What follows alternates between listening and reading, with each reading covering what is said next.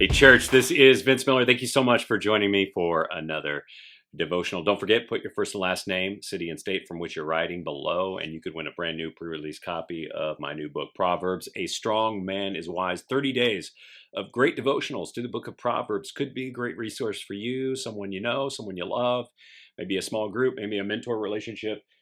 Great book right there. Plus, I'll sign it for you. So throw your first and last name, city, and state from which you're writing below. Today we're going to be in John chapter 16. I'm going to read verses 19 through 22.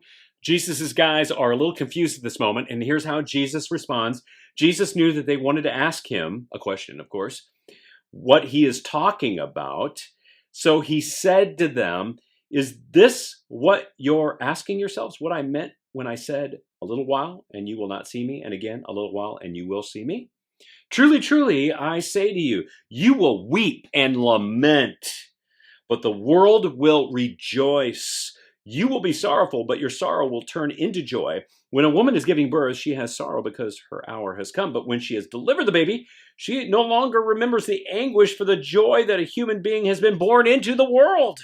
So also, you have sorrow now, but I will see you again, and your hearts will rejoice, and no one will take your joy from you." Now, guys, I know sometimes sorrow is so overwhelming that all we see is the sorrow itself. Isn't that true? I think it is. It's happened to me many times in my life. The emotional experience is so powerful that future joy seems impossible in our hearts and unattainable to our minds. But notice the contrast Jesus makes for these men. He declares that sorrow is momentary. It's momentary, but there's a joy that's coming that will remain. And this is true because the joy that the Lord gives has this lasting and ongoing effect in life. The only problem is we as believers have to actually believe this, especially when we're right in the middle of our sorrow and we cannot see the future joy. And this is exactly what Jesus is trying to tell these men right here who are filled with sorrow. He understands that they're sorrowful, so he's shouting and screaming and declaring to them, future joy is coming. It's right around the corner. But again, you and I get this because we get to see this in light of the resurrection. We know that Jesus defeated sin and death on the cross and rose again to give us all life and eternal life and joy.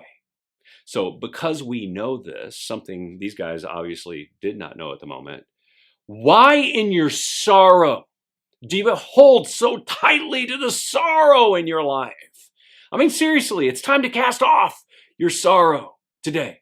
It's only worldly sorrow. And you know how I know it's only worldly sorrow?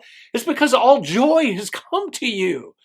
God has given joy to the world through Jesus, through his resurrection. So start living in the joy of Jesus' resurrection. Sin and death are defeated, and this is enough joy in the sad, sorrowful world. I love you guys. I pray this has blessed you. If it has, share it with someone else. I'll see you right back here again